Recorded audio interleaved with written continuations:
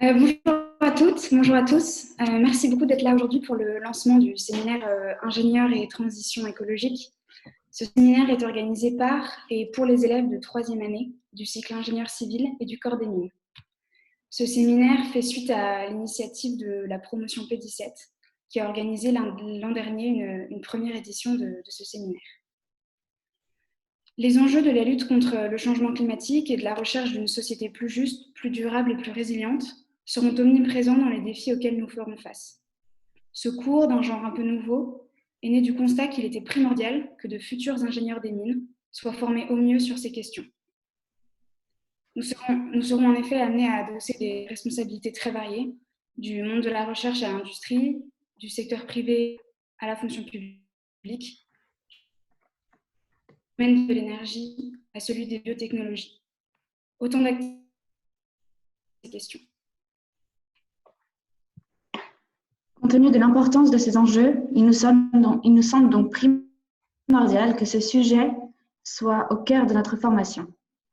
Et avant que la refonte du cycle ingénieur n'intègre officiellement cette thématique au cursus, nous avons pris la responsabilité d'occuper cet espace laissé libre et de vous proposer ce séminaire.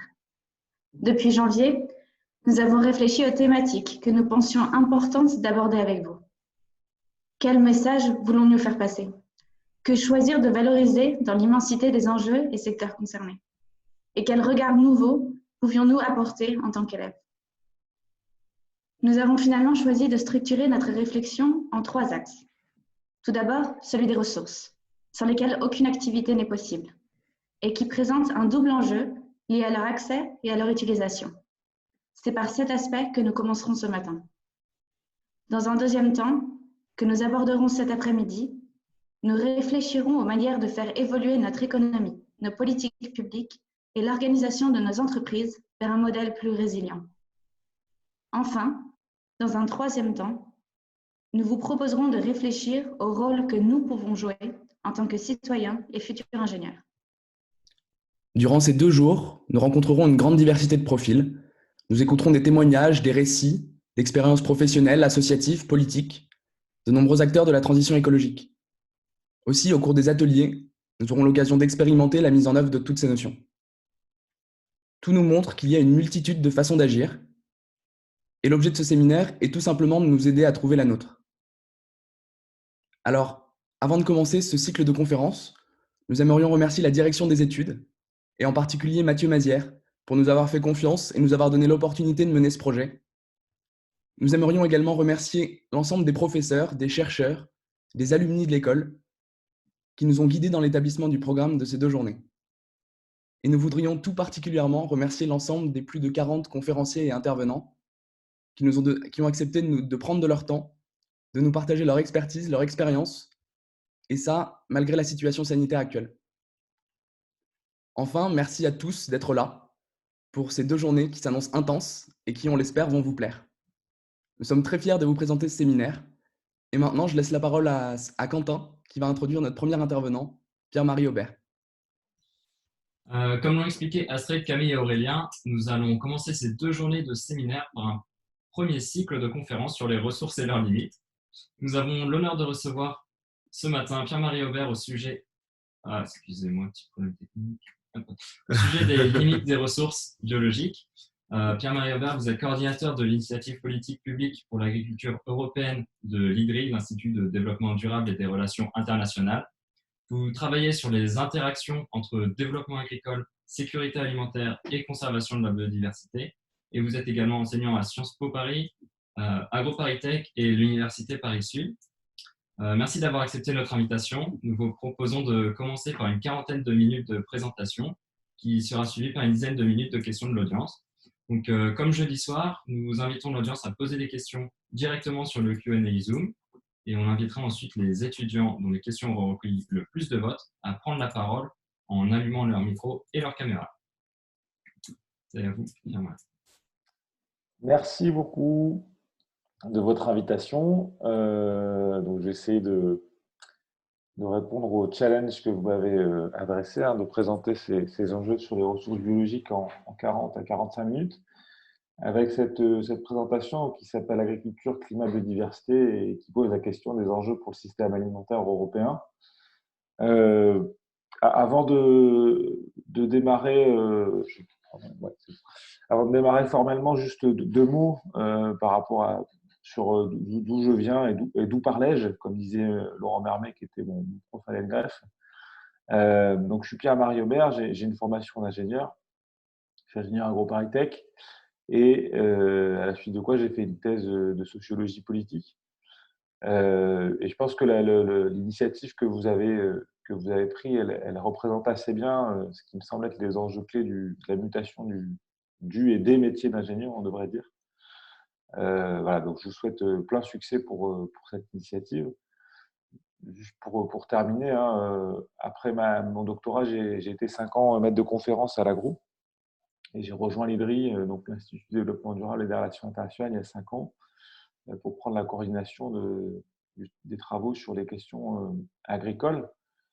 Et enfin, voilà, je pense pouvoir dire que l'ensemble de mon parcours jusqu'ici a été guidé par cette question de la recherche de durabilité et notamment la tension très très forte entre les dimensions environnementales et les dimensions socio-économiques.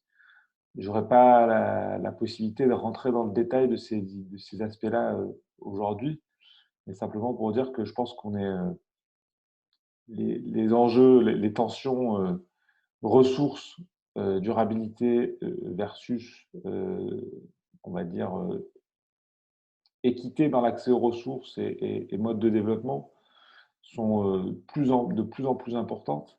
Et je vous invite très fortement, si vous en avez l'occasion, à aller jeter un œil sur le site de Laurent Mermet, qui était donc professeur à l'ENGREF, qui nous a quittés l'année dernière, parce qu'il avait mis au point pas mal de réflexions sur ce qu'il appelle le refoulement du distributif.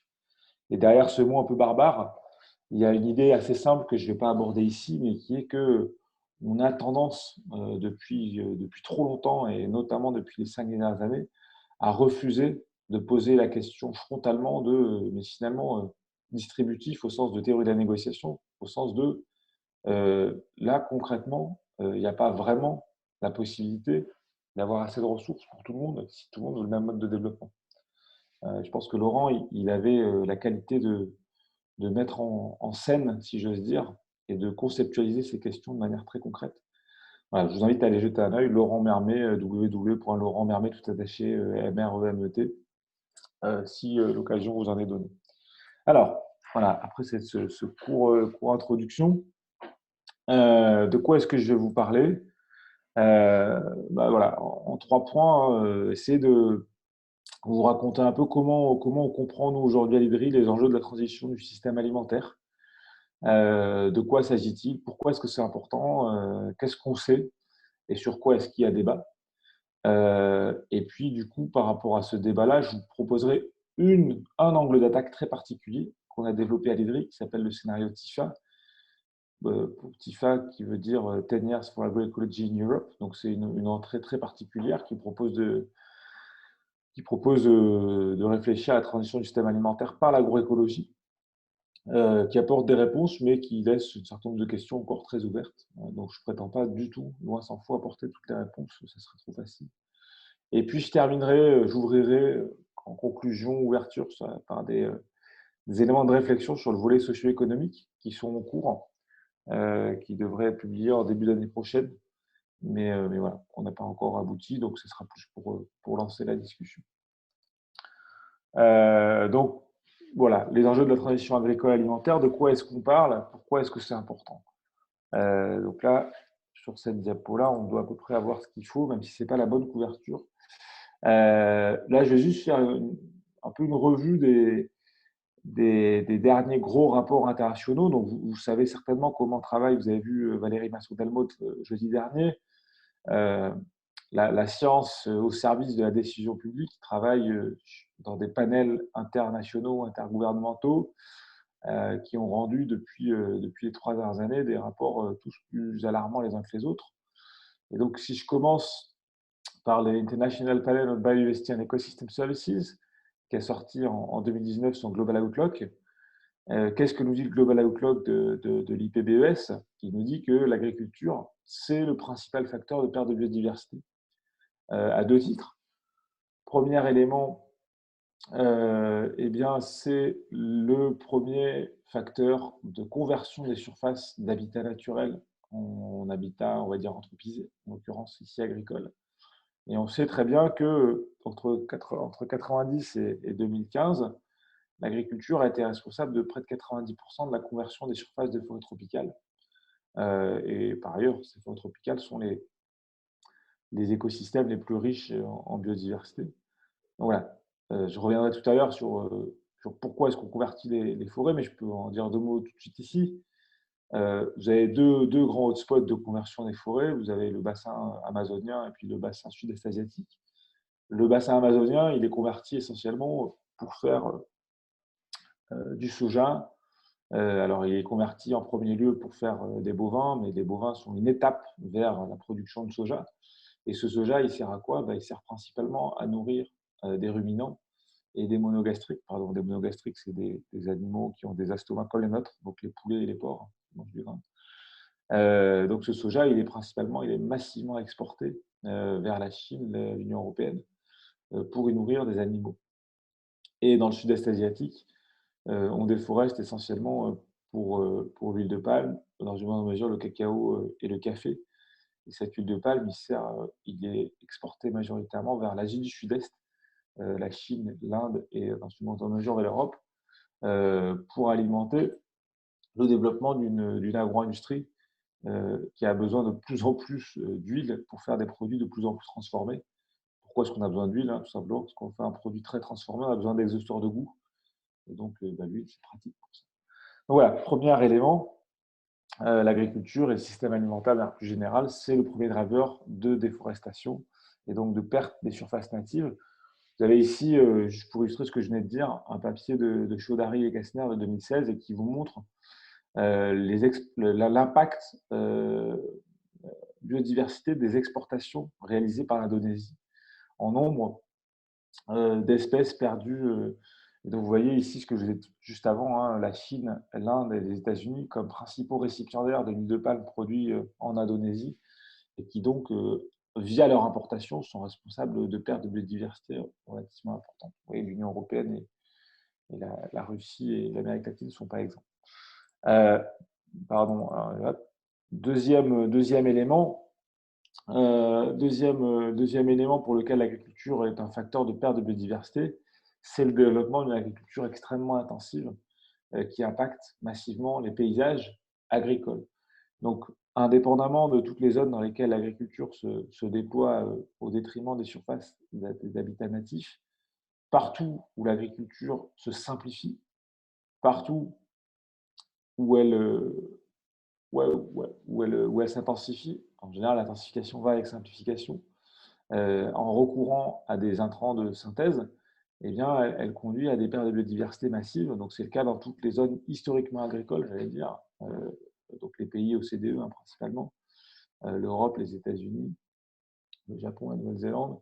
Et donc, vous avez ici un schéma conceptuel qui a été proposé par l'INRA en 2008. Et qu'est-ce que nous dit ce schéma conceptuel? Il nous dit que le niveau de biodiversité d'un paysage agricole, il est une fonction croissante, pas linéaire mais croissante, de la proportion de ce qu'on appelle les éléments semi-naturels, on dit aussi infrastructures agroécologiques, qu'il y a dans le paysage. Qu'est-ce que c'est que ces infrastructures agroécologiques? Ce sont les haies, les chemins creux, les zones humides, les bosquets isolés, les arbres. Et donc, indépendamment de la question des intrants, en fait, plus un paysage est simple d'un point de vue de sa structure agroécologique, et plus le niveau de biodiversité va être faible. Et on est ici. Et ce qui est clair, c'est que dans la plupart des paysages, on va dire européens et américains encore plus, on est globalement ici. Après, vous avez des marges de manœuvre. Vous pouvez plus ou moins intensifier votre paysage agricole à l'aide d'intrants de synthèse, mais vous voyez que ça ne joue qu'en deuxième recours. C'est-à-dire que c'est la variation qui est due à l'intensification des pratiques agricoles. Ici, vous pouvez réduire un peu ou augmenter, un peu votre impact selon la quantité d'intrants. Et donc, ça pour vous donner une idée que la simplification d'un paysage agricole, c'est un driver très fort de perte de biodiversité. Et je rappelle ici quelque chose que vous savez peut-être, mais dans l'Union européenne, pratiquement un tiers on va dire un gros quart ou un petit tiers des espèces et des habitats que l'Union européenne s'est engagée à conserver au titre de la Convention sur la biodiversité sont directement ou indirectement dépendants des pratiques agricoles. Donc, ce n'est pas un petit enjeu. On n'est pas juste en train de parler de 5% des enjeux de biodiversité, non, c'est quasiment un tiers. Vous avez peut-être remarqué que dans la diapo précédente, il y avait la bonne couverture de l'IPBES de 2019, le Global Outlook on Biodiversity and Ecosystem Services. Qu'est-ce que nous dit le GIEC par ailleurs? Donc, le GIEC, vous savez, depuis votre échange avec Valérie, probablement comment il fonctionne, mais on en est en train de préparer le 6e rapport d'assessment, donc rapport d'évaluation qui sera publié l'année prochaine probablement. Mais indépendamment de ces assessment reports, le GIEC a publié en 2018 et 2019 3 rapports spéciaux. Un rapport spécial sur le réchauffement à 1,5 degré par rapport à 2 degrés. Un rapport spécial qui a été publié l'été dernier sur l'impact du changement climatique sur les terres et les enjeux associés à la dégradation, la désertification et la sécurité alimentaire, qui me semble être, moi, le rapport le plus utile dans la discussion actuelle. Non pas que les assessment reports ne sont pas utiles, hein, mais par rapport aux questions agricoles qui sont mon quotidien, c'est ce rapport-là qui fait vraiment référence. Alors, il met à jour des données sur le fait que le système alimentaire représente quasiment 30% des émissions totales anthropogéniques. Alors après, avec tout un tas de discussions qu'on n'aura pas ce matin, hein, mais sur les métriques qui sont utilisées, enfin, ceci, vous soyez des bons clients pour faire ça. Hein. La métrique utilisée, c'est la tonne équivalent CO2 et qui a principalement pour limite, quand on parle d'agriculture, que les gaz à effet de serre d'origine agricole sont des gaz dits non conventionnels, et donc en l'occurrence le N2O, donc le protoxyde d'azote et le méthane. Et que ces deux gaz ont des comportements atmosphériques très différents et que les enjeux associés à la prise en compte du méthane sont plutôt mal considérés, mais j'y reviendrai peut-être plus tard ou pas. D'où viennent ces émissions? Je parle essentiellement ici de l'amont agricole. Eh bien, ces émissions, elles viennent dans la gestion agricole. Donc là, je ne parle que de la partie gestion, je ne parle même pas de la partie déforestation. Elles viennent pour l'essentiel de la fermentation entérique des ruminants. Donc les ruminants, ils ont 3 estomacs et ils ont un mode de digestion assez compliqué avec plein de bactéries dans l'estomac. Et donc, quand ils digèrent ce qu'ils mangent, ça émet du méthane. Donc, c'est ce qui est en jaune et vous l'avez de manière assez importante à toutes les étapes. Elles viennent la gestion des déjections animales. Donc, les déjections animales, ça produit du méthane et du protoxyde d'azote. Et puis, elles viennent de l'émission de protoxyde d'azote associée à la fertilisation azotée. Alors, j'aurais peut-être dû vous faire un petit schéma sur le cycle de l'azote, mais je le ferai plus tard. Et puis, selon les régions, vous voyez l'importance, notamment dans les régions asiatiques, vous voyez l'importance des émissions de méthane associées aux rizières.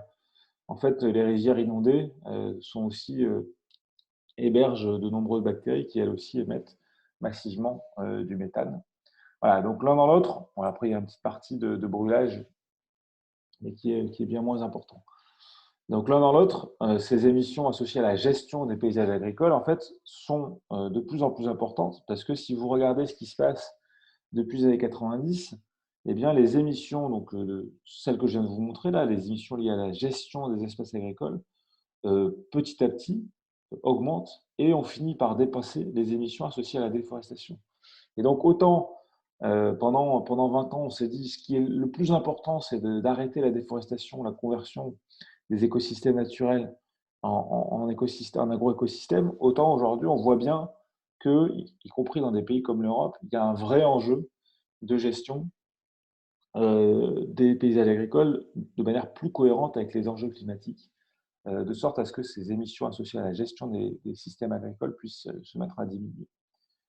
Je vais passer là-dessus. L'autre enjeu agricole, l'autre enjeu à l'interface agriculture-changement climatique, c'est évidemment l'adaptation. Mais ici une diapo un peu barbare, mais qui vous montre, à partir des différents modèles qu'on a à l'horizon 2100, quel pourrait être l'impact du réchauffement climatique sur les rendements des grandes cultures maïs, blé, riz, soja. Et vous voyez que dans toutes les zones intertropicales, l'impact sur les rendements pourrait être majeur, et donc, en tout cas sur le potentiel de rendement, ce qui pose une question de sécurité alimentaire et de capacité des populations à accéder à la nourriture. Alors, je ne vais pas faire ici des longs développements sur ce que c'est que la sécurité alimentaire, je voudrais simplement faire quand même une petite incise pour vous éviter de tomber dans le panneau qui vous est tendu par une partie de la production agricole. La sécurité alimentaire, qu'est-ce que c'est? La sécurité alimentaire, ça repose sur 4 piliers, ce qu'on appelle les 4 piliers de sécurité alimentaire. En tout cas, c'est la définition sur laquelle on s'est accordé à l'échelle internationale. Et ces 4 piliers sont, 1, la disponibilité physique, c'est-à-dire le fait qu'il y ait assez de calories produites par tête de pipe, et non seulement des calories, mais aussi des nutriments macro et micro.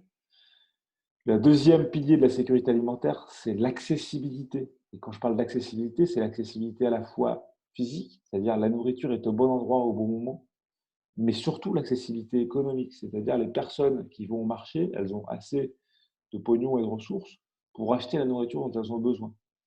Le troisième pilier, c'est la qualité nutritionnelle des productions disponibles et accessibles. La qualité, elle est à la fois nutritionnelle et elle est aussi culturelle, c'est-à-dire c'est pas la peine de faire manger à des gens des choses qu'ils n'ont pas l'habitude et pas le désir de manger.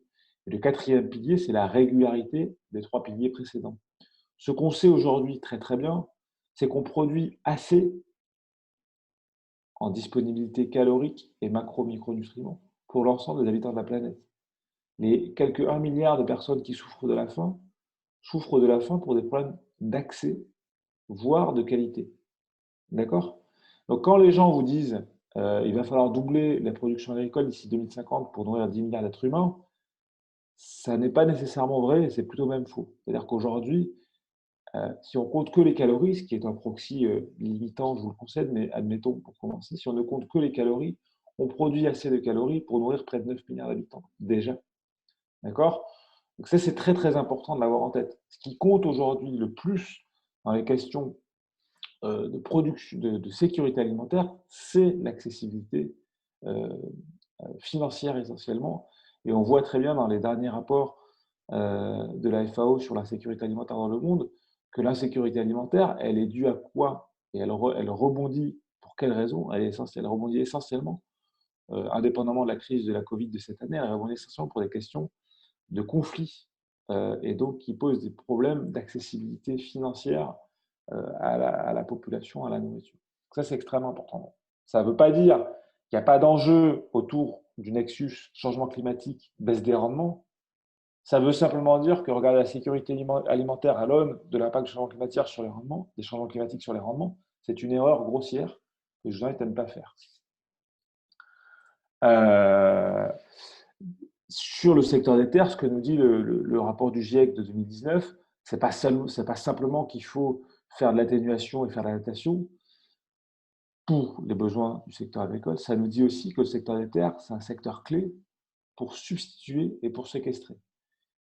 Vous êtes ingénieur des mines, l'énergie n'a pas de secret pour vous. Vous savez très bien que dans les discussions qui sont en cours sur le mix énergétique du futur, on sait qu'il va falloir décarboner massivement, en tout cas réduire, voire supprimer totalement la dépendance du mix énergétique au carbone fossile. Et donc, d'où vient l'énergie du futur? Pour une bonne partie des gens, elle vient de la biomasse. Donc, on remplace du carbone, si je caricature, on remplace du carbone non renouvelable par du carbone renouvelable. Ça pose une question, c'est que où sont les surfaces sur lesquelles on va pouvoir produire aussi massivement la biomasse dont on va avoir besoin pour remplacer les carbones non renouvelables? Et là, évidemment, quand vous faites rentrer dans la discussion le carbone non renouvelable, vous posez des questions. Pardon, le carbone renouvelable pour la biomasse, vous posez la question des rendements. Puisque plus vous allez avoir une pression forte pour de la biomasse énergétique, plus la part des terres que vous allez pouvoir allouer à la production alimentaire va se réduire. D'accord? Mais ça sera encore faisable si on n'avait que, entre guillemets, à gérer les tensions entre biomasse énergie, biomasse alimentaire. Le problème se complexifie encore quand on va rajouter dans la balance la question de la séquestration.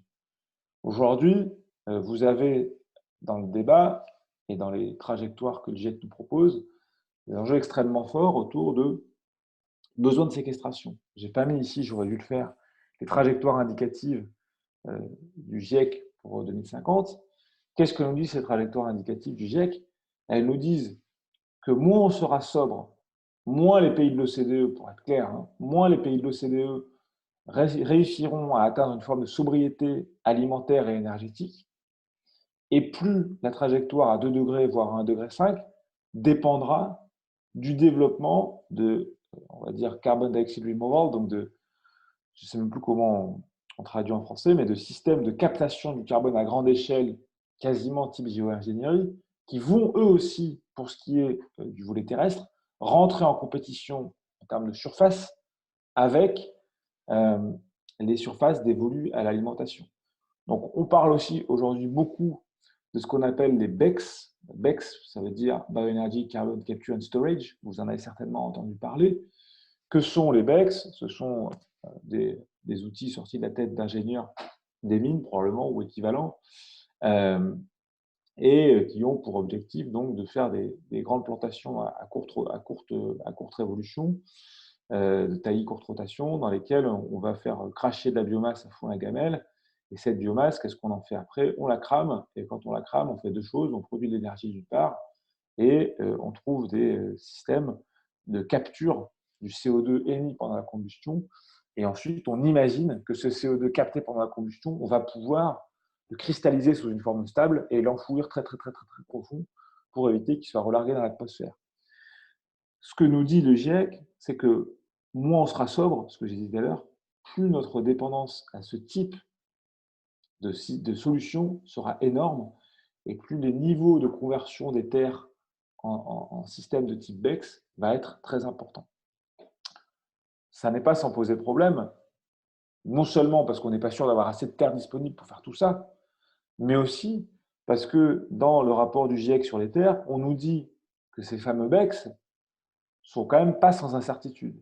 Il y a au moins deux types d'incertitudes sur les BECS, et vous allez voir qu'une fois qu'on les a énoncés, ça pose quand même sérieusement la question de la possibilité même que ces scénarios existent. Quelles sont les deux incertitudes majeures qui sont liées aux BECS?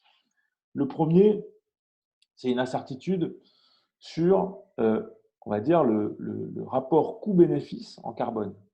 Alors, en fait, on n'est pas sûr que le coût énergétique, le coût-bénéfice énergétique, on n'est pas sûr que le coût énergétique d'aller attraper le CO2 émis pendant la combustion, puis de recristalliser ce CO2 sous forme stable, ce qu'on ne sait pas vraiment faire encore, soit pas supérieur à l'énergie dégagée par la combustion de la biomasse qu'on aura produite. Premier élément, faire des BECS, on n'est pas sûr que la balance énergétique soit positive, c'est-à-dire qu'on produise plus d'énergie que ce qu'on en consomme. Mais deuxième question tout aussi fondamentale, on n'est pas sûr que la balance carbone soit elle aussi positive. Dit autrement, ce que raconte aujourd'hui un certain nombre de travaux, dont je n'ai pas mis les couvertures ici, ça m'aurait pris trop de temps, c'est que les émissions de CO2 associées au développement des BECS sont peut-être égales au CO2 qu'on est susceptible de stocker par la croissance puis la combustion de la biomasse qu'on envisage. Pourquoi? Parce que les types de systèmes qu'on envisage reposent sur de la machinerie très lourde, et notamment on a un potentiel de dégradation des sols, qui est le premier réservoir terrestre de captation de CO2, qui pourrait remettre en cause en fait le simple équilibre physique qu'on imagine immédiatement comme positif. D'accord? Donc, les BECS qui sont censés, 1, fournir de l'énergie, 2, séquestrer du carbone, sont peut-être perdants des deux côtés. Et ça, ce n'est pas moi qui le dis, d'ailleurs, je serais bien capable de le dire, parce que ce n'est pas mon fonds de commerce, c'est le GIEC. Donc là-dessus, il y a quand même un gros warning. Et ce que nous dit le GIEC, c'est moins vous serez sobre, les gars, plus vous aurez besoin de BECS. Plus vous aurez besoin de BECS, plus les incertitudes seront grandes sur votre capacité à tenir les 2 degrés. Et donc, voilà. Donc là, on est face à un dilemme qui est massif entre sobriété, usage des terres, carbone, sur lequel il n'y a pas de réponse simple, et je vais essayer de venir après sur la manière dont se pose les dilemmes pour l'agriculture européenne. Dernier enjeu de la transition alimentaire, j'ai conscience que je passe à toute vitesse sur des questions massives. Hein. C'était un peu la commande, j'en suis désolé. Dernier élément, la santé et ce qu'on appelle le triple fardeau. Là, on s'est parlé de choses que vous connaissez assez bien, hein, même si la biodiversité, ce n'est pas forcément votre fonds de commerce. Quand on parle de climat, là, vous êtes les spécialistes. Il y a un dernier élément qui est fondamental quand on parle du système alimentaire, c'est la santé. Vous êtes ce que vous mangez. C'est un peu une boutade, hein, mais ça fonctionne assez bien. Qu'est-ce que c'est que le triple fardeau? Le triple fardeau, c'est simplement le fait de constater qu'aujourd'hui, les 3 enjeux nutritionnels majeurs se retrouvent parfois au même endroit, au même moment pour les mêmes personnes. Qu'est-ce que sont les 3 enjeux nutritionnels du moment? C'est la sous-alimentation, c'est-à-dire le fait de ne pas avoir assez de calories tout simplement à bouffer. C'est la malnutrition, c'est-à-dire le fait, ou la sous-nutrition, c'est-à-dire le fait de peut-être avoir assez de calories, mais de ne pas avoir les bonnes calories, c'est-à-dire d'avoir des calories vides, ce qu'on appelle, et donc de manquer de vitamines, de manquer de macronutriments, de micronutriments, donc de ne pas avoir les bonnes protéines, etc. Et c'est la malnutrition sous forme d'obésité. Qu'est-ce qu'on voit aujourd'hui? Eh bien, c'est qu'en fait, vous avez un certain nombre de pays dans lesquels vous avez simultanément de l'obésité et de la malnutrition infantile, de l'anémie et de la sous-alimentation. Donc c'est ça le fameux triple fardeau. Donc là, vous avez les 4 maladies, on va dire, majeures, les 5 problématiques nutritionnelles les plus importantes. Donc obésité, surpoids, stunting, c'est je ne sais même plus comment on le traduit. En tout cas, c'est des retards de croissance chez les enfants dus à une sous-nutrition. Et puis les anémies, notamment chez les femmes. Et vous voyez qu'il y a tout un tas de pays pour lesquels ils sont confrontés aux problèmes de manière simultanée. Tout ça dans un contexte où le nombre de personnes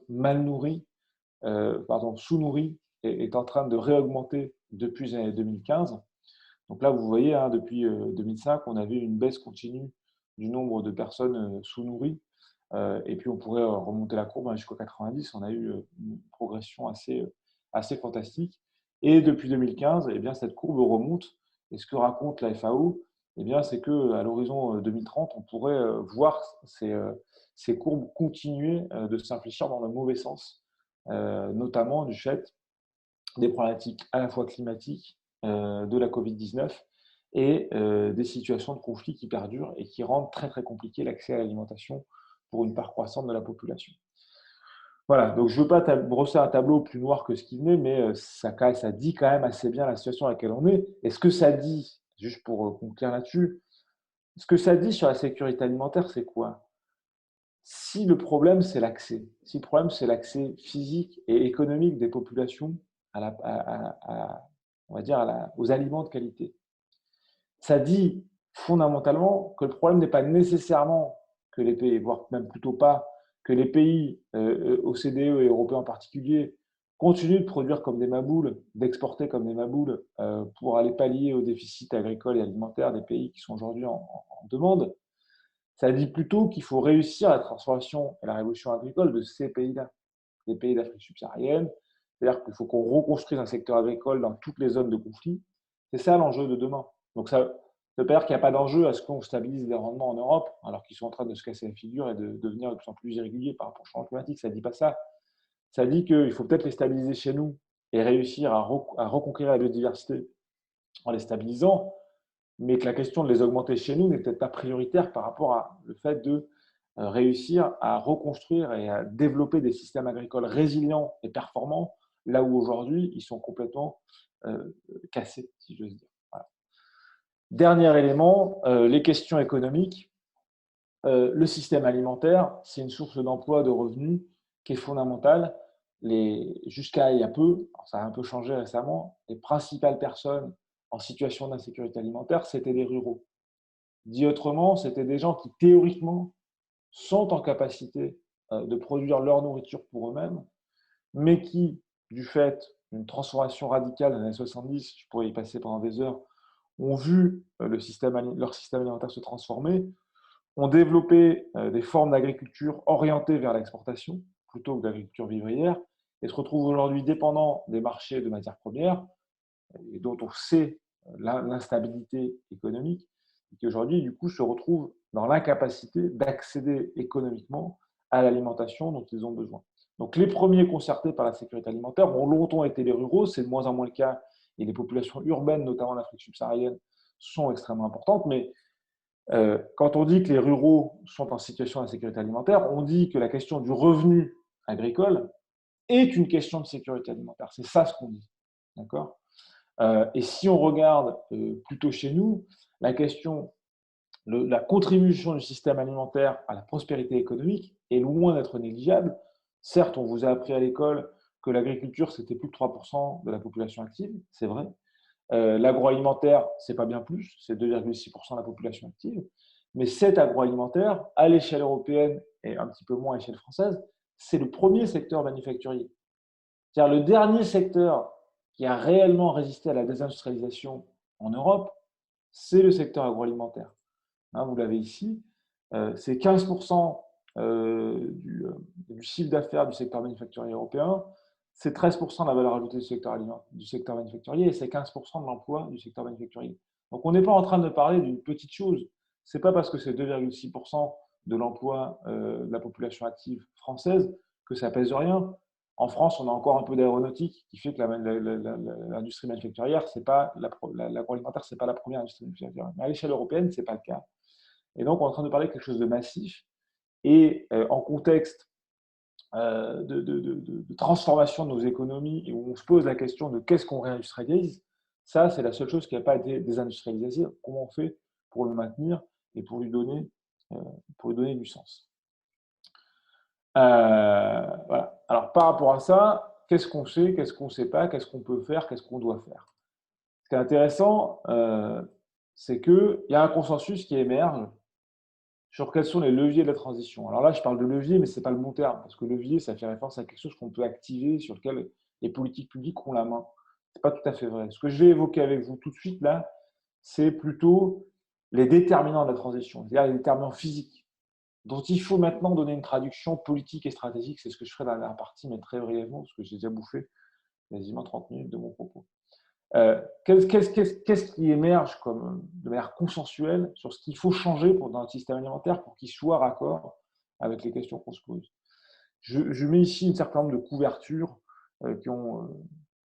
voilà. Ça, c'est un papier de 2017 sur comment est-ce qu'on pourrait avoir un monde entièrement en agriculture biologique. Ce n'est pas nécessairement la solution, mais on va voir que ça converge quand même vers tout le reste.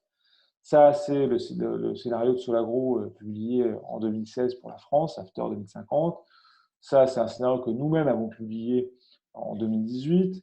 Vous avez ici le rapport du World Resources Institute publié en 2019 qui nous dit quel est le menu des solutions pour nourrir 9 milliards ou 10 milliards de personnes en 2050, etc. Tous ces rapports-là qui se sont multipliés depuis les 5 dernières années, qu'est-ce qu'ils nous disent ? Ils nous disent qu'il y a 3 enjeux majeurs. Le premier enjeu, c'est que on ait une réduction de la consommation de protéines animales dans tous les pays de l'OCDE.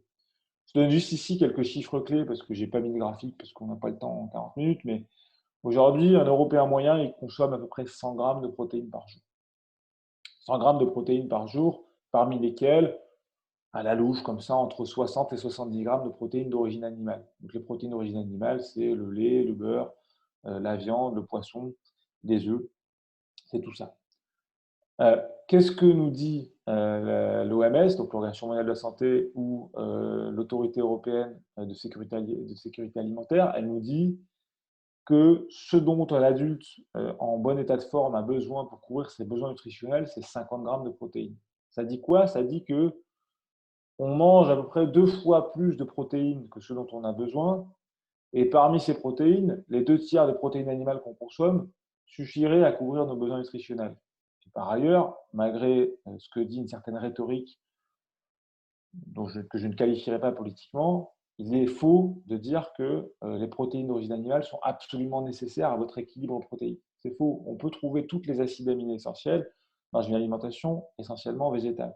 Je ne suis pas en train de dire qu'il faut que tout le monde devienne vegan ou végétarien, absolument pas. Et vous verrez d'ailleurs dans le scénario qu'on a produit nous que les animaux jouent une place importante. Je suis juste en train de dire que la consommation d'à peu près 150 grammes de viande par jour, ce qui est la moyenne européenne, 160 grammes même, c'est absolument irresponsable et inutile nutritionnellement. Et que si on ne joue pas là-dessus, on sait, et là-dessus, j'étais dans une discussion avec la DG Agri de l'Union européenne vendredi dernier, j'étais un peu effaré de voir qu'ils croyaient encore que c'était possible. On sait très bien que si les pays de l'OCDE maintiennent un niveau de consommation de protéines animales similaire à celui qu'ils ont aujourd'hui, et que les pays émergents s'approchent comme ils sont en train de le faire et continuent de se rapprocher de ça, il y a assez peu de chances qu'on tienne les 2 degrés, a fortiori les 1,5 degré. Donc ça, c'est le premier enjeu. À côté de ça, il y a d'autres enjeux alimentaires qui est que dans l'ensemble des régimes alimentaires mondiaux, la consommation de fruits et de légumes frais est insuffisante. L'OMS nous dit c'est 500 grammes par jour. L'EFSA nous dit c'est 400 grammes par jour. On s'en fout.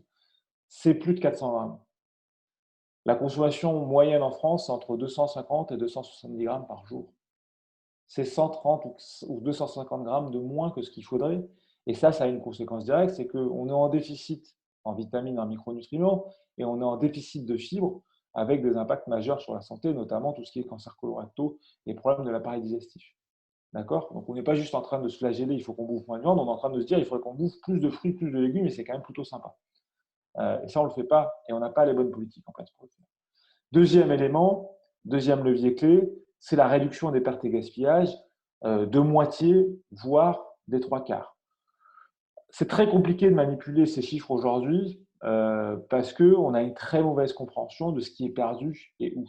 Alors les chiffres que vous allez entendre de partout, c'est qu'à l'échelle mondiale, un tiers, grosso modo, entre 30 et 35% de ce qui est produit serait gaspillé. Alors quand on dit perte et gaspillage, en fait, en général, on considère deux moments clés des pertes. Il y a ce qu'on appelle le moment post-récolte, donc tout ce qui est perdu au champ, qui est mal récolté parce que les outils ne sont pas les bons, parce qu'il n'y a pas de glainage, etc. Et puis, il y a tout ce qui est post-processing. Alors après, il y a la partie processing où on perd des choses, mais là, on a fait des progrès assez considérables. Il y a toute la partie post-processing, et donc qui est soit la perte au supermarché, donc tout ce qui est invendu qui disparaît, soit la perte au domicile, qui représente une part visiblement assez importante. Ce qu'on sait très bien, c'est que les enjeux du post-récolte et du post-processing ne sont pas les mêmes selon les pays où vous êtes. En gros, tout ce qui est post-processing dans les pays, on va dire, du sud global sont assez faibles. Par contre, le post-récolte est important et l'inverse, et c'est à peu près symétrique pour les pays du Nord. Et donc, on sait qu'il faudrait réduire ça massivement. Dans les modèles qu'on manipule, y compris nous à l'IDRI, on fait des hypothèses assez grossières sur ces trucs-là. Et juste pour vous le dire aussi, les enjeux de perte et gaspillage ne sont pas les mêmes sur les produits. C'est-à-dire que sur les fruits et légumes, on estime qu'en Europe, les niveaux de perte sont de l'ordre de 40 à 45%, c'est énorme. Sur les produits carnés, on est plutôt de l'ordre de 10%. Pardon. Et là où il n'y a pas consensus, c'est on sait qu'il faut que les systèmes de production et les paysages agricoles se transforment massivement, mais il y a question. Il y a question vers quoi il faut qu'ils se transforment, et je vais essayer de rendre ces questions tangibles pour vous juste après. On sait qu'il faut que leur performance globale s'améliore massivement, mais comment? C'est là où il n'y a pas de consensus. En gros, il faut que leur performance globale s'améliore massivement, c'est-à-dire qu'il faut qu'on arrête que la production agricole soit un levier de dégradation de biodiversité. Il faut qu'on arrête de faire en sorte que la production agricole soit un moment important d'émissions de gaz à effet de serre. À l'échelle européenne, c'est 10% des émissions qui sont directement liées à l'amont agricole. Mais on n'est pas tout à fait d'accord entre un certain nombre d'experts, et le débat est vif, mais il est passionnant, sur c'est quoi le système de production agricole qui est le plus pertinent pour faire ça. Dernier élément sur lequel il n'y a pas consensus, mais en fait, il n'y a pas consensus parce qu'il n'y a pas de travaux, et c'est précisément ce sur quoi nous, on travaille aujourd'hui, c'est comment les filières agricoles, et donc le système économique après la ferme, comment il doit se transformer pour être cohérent avec les 3 leviers que je vous ai évoqués, et ça, j'y reviendrai juste en conclusion. Juste par rapport à cette question clé sur à quoi doivent ressembler les systèmes de production agricole de demain pour être cohérents avec les enjeux que j'ai pointés juste avant. Le narratif dominant, la discussion dominante, elle est centrée sur l'agriculture qu'on appelle climato-intelligente, c'est-à-dire en gros faire de l'agriculture qui soit performante pour le climat. Et derrière ça, il y a 2 enjeux. Premier enjeu, c'est qu'il faut augmenter le rendement, il faut augmenter l'efficience des productions, c'est-à-dire moins de CO2 par kilogramme produit. Et quelle est la question derrière? La question, elle revient à tout ce qu'on s'est dit juste avant. Réduire les cheptels ruminants, ça c'est fondamental, c'est-à-dire qu'on réduit les cheptels ruminants. Pourquoi? Parce qu'il prend de la place et il émet du méthane. Le cheptel ruminant, il prend de la place, il occupe des prairies, il occupe de l'herbe, il occupe des zones herbagères qu'on pourrait utiliser à autre chose, et il émet beaucoup de méthane. Et pourquoi est-ce qu'on veut ces deux choses-là? Pourquoi est-ce qu'on veut augmenter les rendements et pourquoi est-ce qu'on veut réduire les châtels? Eh bien, parce que ça permet de libérer des terres qui sont aujourd'hui à vocation alimentaire, sur lesquelles on va pouvoir produire de la biomasse ou stocker du carbone. Donc, ce que je vous disais tout à l'heure, la tension entre alimentation, substitution et séquestration, on la résout dans le narratif Climate Smart, climato-intelligent, de cette manière-là. On augmente le rendement et l'efficience, on vire les ruminants et ça permet de libérer de l'espace pour faire de la biomasse et pour faire de la séquestration. Ça, c'est ce que vous trouvez dans la communication de la DG Agri, je passe. Cette approche, elle conduit à des changements d'usage des terres qui sont relativement massifs et qui sont d'autant plus massifs que le reste des secteurs économiques ne va pas vers la sobriété ou n'y va pas suffisamment vite. C'est ce que je disais tout à l'heure. Là, vous avez les trajectoires archétypales du GIEC. Alors, ce n'est pas forcément facile à lire, mais qu'est-ce que ça vous dit? Ça vous dit que finalement, si on veut… Donc ça, c'est le scénario le plus favorable. SSP, c'est les Shared Socio-Economic Pathways que Valérie vous a été présenté. Donc c'est là où tout le monde est gentil, tout le monde sait ce qu'il faut. Et vous voyez que les évolutions de surface forestière, on augmente massivement les surfaces forestières pour faire la séquestration, on augmente massivement les surfaces de bioénergie pour faire la substitution. Et pendant ce temps-là, eh bien, les surfaces de cropland et les surfaces de prairies pour les ruminants baissent de manière significative, avec parfois jusqu'à sur les croplands, on est quasiment sur une baisse de 30% des croplands pour développer les bioénergies et pour la forestation. Ça, c'est les changements d'usage, juste pour vous dire, qui sont plus rapides que les fronts pionniers les plus rapides qu'on a aujourd'hui en Amazonie brésilienne. Excusez-moi, on a beaucoup de questions dans le chat et je pense que le temps passe assez vite. Du coup, il va falloir un peu écourter la présentation. Je suis désolé. D'accord. Ce que je vous propose, c'est que je termine. Je fais 4 diapos. Et donc, vous me donnez quoi? 3 minutes? Ça, c'est bon ou pas? C'est parfait. OK. Donc, bref, voilà en gros à quoi ça ressemble. Et en fait, ces approches-là, elles posent des questions massives en fait, par rapport à leur impact sur la biodiversité. C'est-à-dire que non seulement on a un trade-off sur l'usage des terres, mais on a un trade-off sur la manière dont cet usage des terres va être convergent avec la biodiversité versus le climat.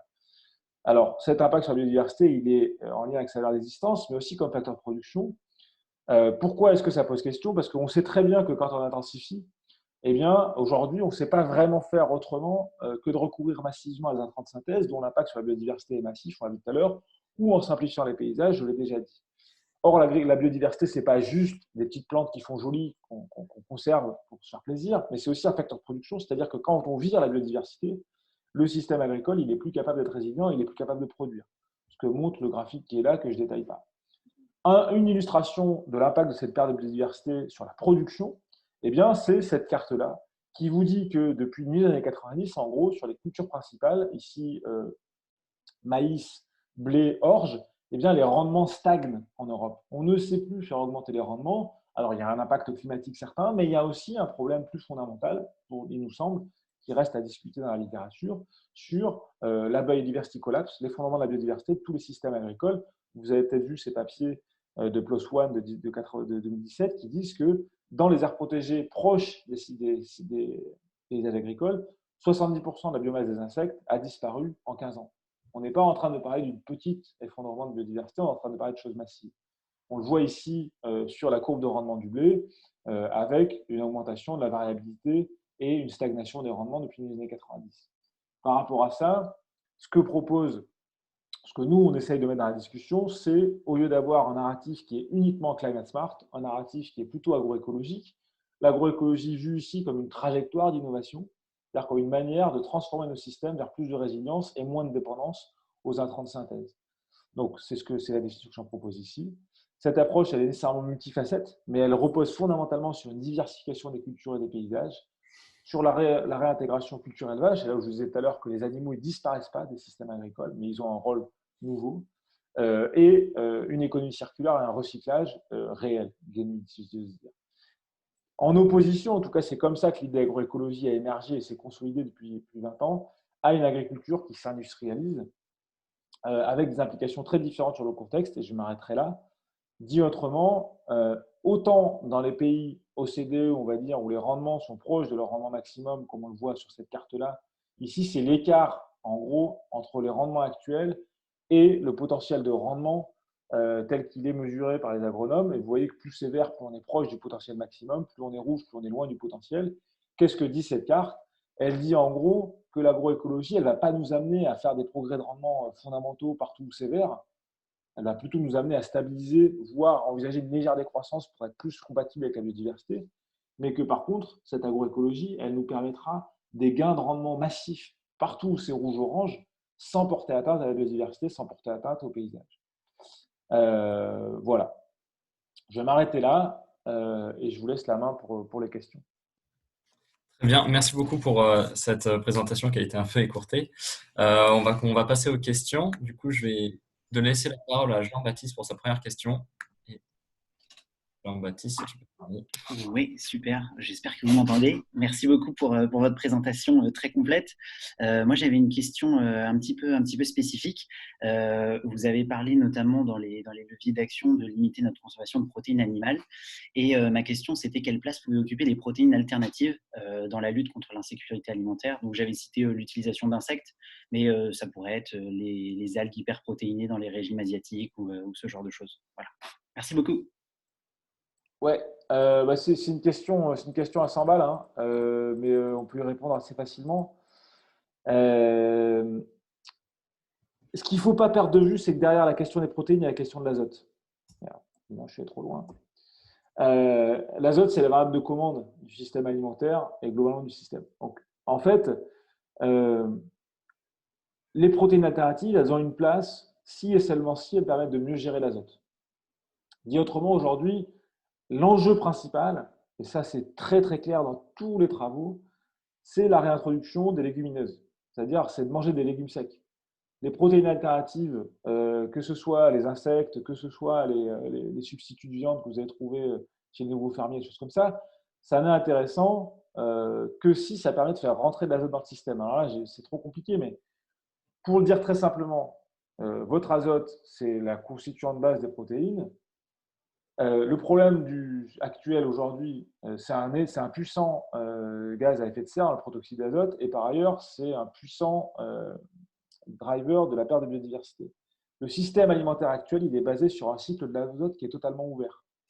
Et en gros, si je prends l'Europe, très simplement, vous faites rentrer de l'azote massivement par l'azote de synthèse, vous faites rentrer de l'azote massivement par les importations de soja d'Amérique latine, et vous le faites sortir dans les déjections animales. Donc en gros, l'azote que vous faites rentrer vous permet d'avoir des grands rendements ou de nourrir vos animaux. Et puis ensuite, les animaux, ils font caca et tout ça, ça part à la mer. D'accord? Donc tout est ouvert. Un système alimentaire vertueux, c'est un système où l'azote, il est géré de manière circulaire, il est géré au plus petit niveau territorial possible. Ça veut dire quoi? Ça veut dire qu'il faut faire rentrer l'azote dans le système et que la seule manière de faire ça, c'est avec les légumineuses, qui sont des plantes fantastiques qui permettent de fixer l'azote atmosphérique. Donc l'enjeu de la végétalisation de votre intake de protéines, c'est les légumes secs. Mangez des pois chiches, mangez des lentilles, mangez du houmous, etc. C'est ça l'enjeu. Les insectes, c'est des convertisseurs d'azote. Donc les insectes, ils ne vont pas vous aider à reboucler votre niveau territorial le cycle de l'azote. Les algues, peut-être, mais ce qu'on voit aujourd'hui quantitativement quand on travaille avec nos collègues de Wageningen, c'est que les algues, c'est une toute petite partie de la solution. Très bien, merci beaucoup pour cette réponse. Maintenant, on va passer à la question de Mehdi. Je vais te laisser la parole. Hop.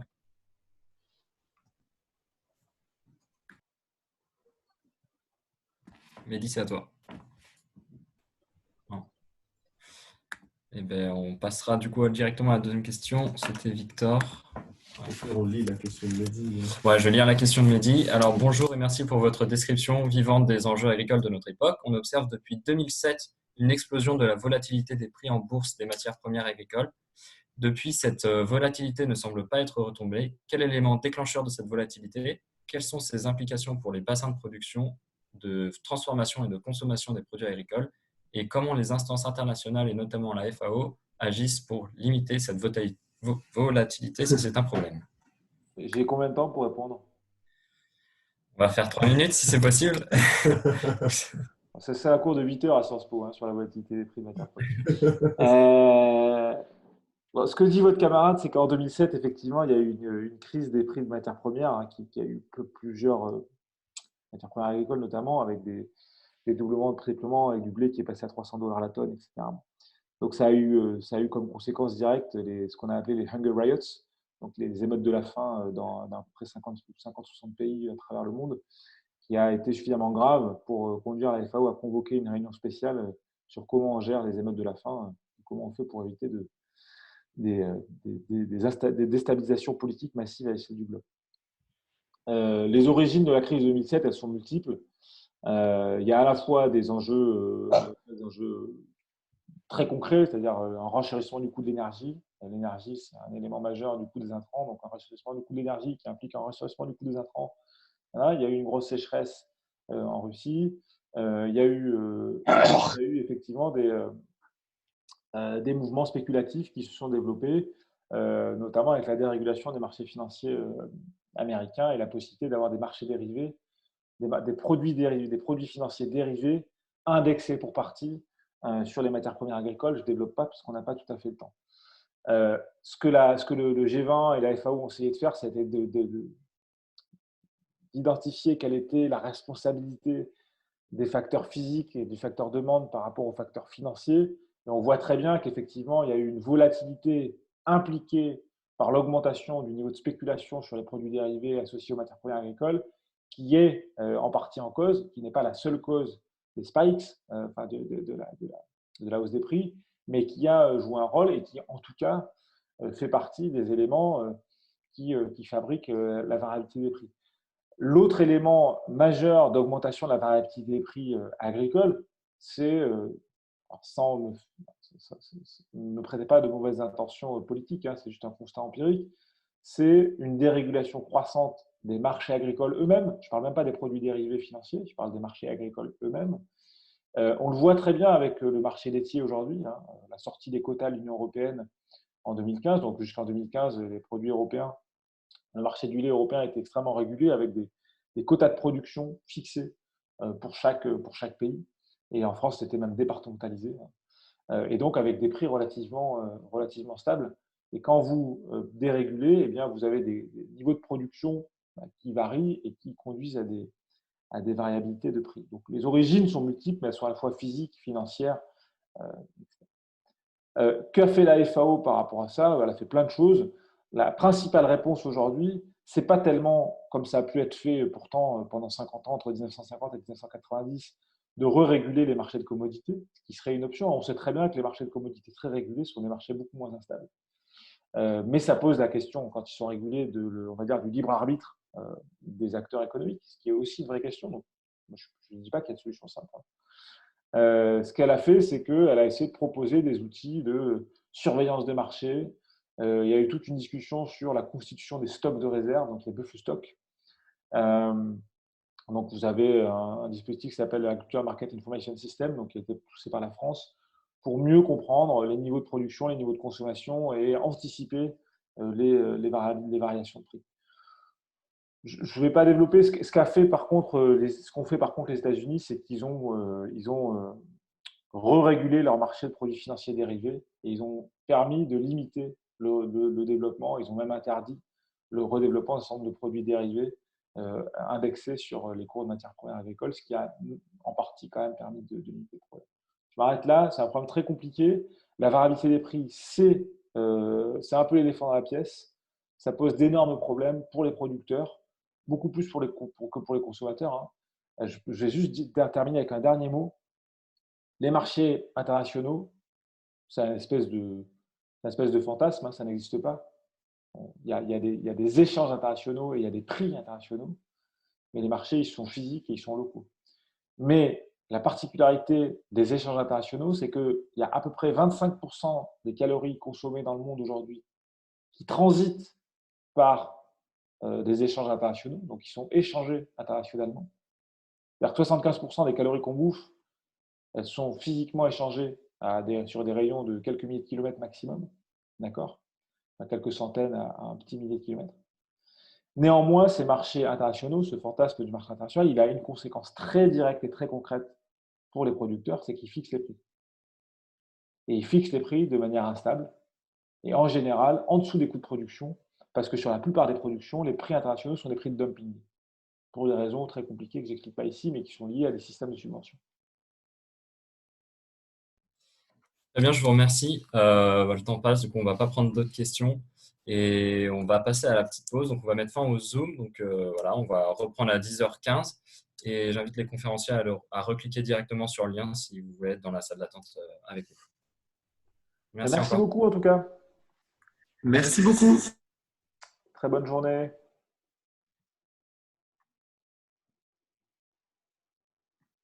Et du coup, juste pour préciser, je mets fin à la réunion et donc les participants pourront se reconnecter dans environ 10 minutes et d'ici quelques minutes pour les autres conférenciers afin qu'on puisse discuter avec vous.